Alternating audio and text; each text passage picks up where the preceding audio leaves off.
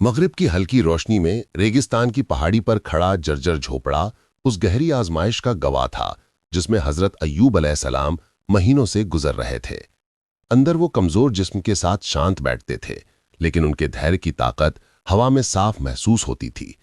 तेल का दिया धीमे धीमे जल रहा था, कमरे में सन्नाटा भारी था और उनके पास उनकी पत्नी खड़ी थी, थकी हुई मगर हिम्मत नहीं टूटी थी। सुबह होते ही वो खाली कटोरा उठाकर सूखी धरती पर निकलती हैं। हर कदम पर भूख और गरीबी की सच्चाई उन्हें और कड़वी लगती है। रात में हजरत अय्यूब अलैहिस्सलाम झोपड़े के बाहर लकड़ी की लाठी का सहारा लेकर बैठते हैं।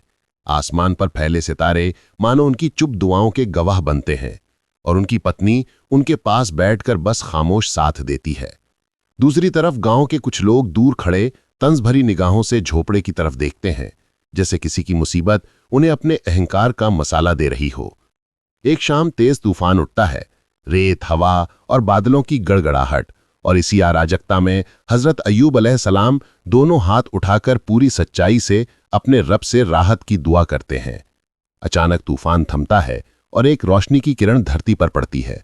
उसी पल जमीन फटती है और उनके पैरों के पास एक साफ मीठा पानी का चश्मा फूटता है।